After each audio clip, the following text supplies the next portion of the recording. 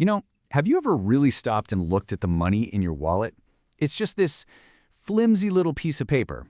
Well, cotton, technically, but you can trade it for just about anything. So what is it that gives this simple object such incredible power? We're about to dig into how money really gets its value. It's a question we almost never ask, right? I mean, this stuff doesn't seem to have any real use on its own, yet our entire modern world is completely built on it. To really get why it has value today, we've actually got to go back in time, way back, to when money looked very, very different.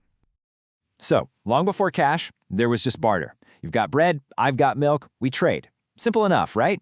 But it was also super limited. I mean, what if you didn't want my milk? I'd be out of luck. This problem, and economists have a fancy term for it, the double coincidence of wants, basically forced humanity to invent the first real money. And the solution was pretty brilliant. Commodity money. This is money that has value in and of itself. The object was the prize, not just a symbol for something else. It didn't matter if you wanted to trade it or actually use it, it was valuable either way. And if you look through history, it's just full of these fascinating examples. You see everything from cowrie shells used all across Africa and Asia to salt, which is actually where we get the word salary that was paid to Roman soldiers. But over time, two materials kind of won out, and for good reason: precious metals. Gold and silver were rare, they were durable, and they were easy to verify. That made them pretty much the perfect universal currency. Let's be honest, carrying around big, heavy bags of gold coins was not just a hassle, it was straight up dangerous. And this problem led to a really revolutionary idea. Instead of trading the gold itself, what if you could just trade a piece of paper that represents the gold? You know, when Marco Polo came back from China talking about their system of paper money, Europeans thought it was completely absurd. I mean, trust a piece of paper instead of a solid piece of gold? It took a massive psychological leap, and it was really the start of a whole new way of thinking about what wealth is. So this new system was called representative money. Your paper bill was, for all intents and purposes, a claim check. Early US dollars were called silver certificates, and they literally said on them that you could walk right into the treasury and trade that piece of paper for a physical silver dollar. The value wasn't in the paper itself, it was in the promise. Now, this system made trade so much easier, and economies started to grow like crazy. But hiding behind all that convenience was a temptation, a flaw that would eventually let banks literally create money out of thin air. Okay, so this brings us to what some people call the infinite money glitch of modern finance: fractional reserve banking. It's the engine that creates almost all the money in our economy, and believe it or not, it all starts with a single deposit. So how in the world does this work? Let's say you deposit $1,000. The bank doesn't just stick it in a vault. By law, it only has to keep a fraction. Let's say 10%, so $100. It then loans out the other $900. Now here's the magic trick. The person who borrows that money spends it, and whoever gets it deposits it right back into the banking system. And then the whole process just repeats. The bank keeps $90 of that new deposit and loans out another $810. This cycle, it's called the money multiplier effect, and the result is just astonishing. Your initial $1,000 deposit can end up creating up to $10,000 in the total money supply. That's $9,000 just, poof, created out of thin air, all from your one deposit.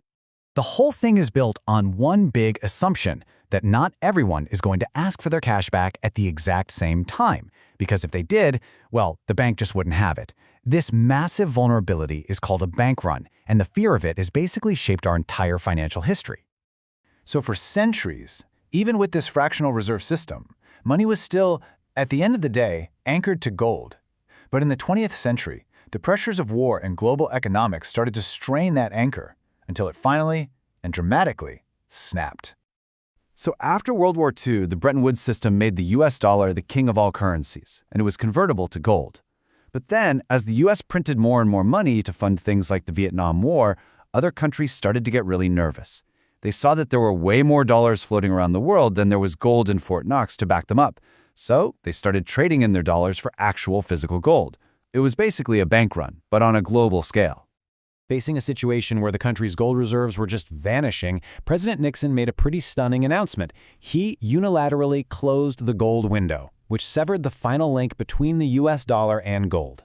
In a single moment, the entire world's money system was changed, forever.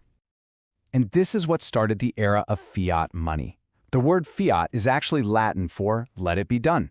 The money in your wallet today has value simply because the government says it does, and, crucially, because we all agree to believe in it. It's backed by nothing but our collective faith in the system.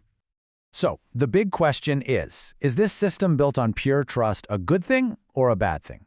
Well, like pretty much everything in economics, it's a trade-off. It has some really powerful advantages and some very, very serious dangers. So what are these trade-offs? Well, on one hand, a fiat system gives governments incredible flexibility. They can respond to a crisis by adjusting the money supply, which is something you just can't do when you're tied to a fixed amount of gold. But on the other hand, that same power is dangerous. It opens the door to unlimited money printing, which can lead to hyperinflation and a total collapse of trust. We've seen it happen in places from Weimar Germany to modern-day Venezuela. This analogy really just sums up the modern view perfectly. The gold standard provided stability, just like training wheels. It stopped you from doing anything really reckless. But for a massive, complex, global economy, those same training wheels become a restriction. They prevent the quick maneuvers you need to navigate the challenges we face today. So, here's the bottom line, the crucial takeaway from all of this. We've come full circle. The value of that paper in your wallet isn't in the cotton fibers or the ink.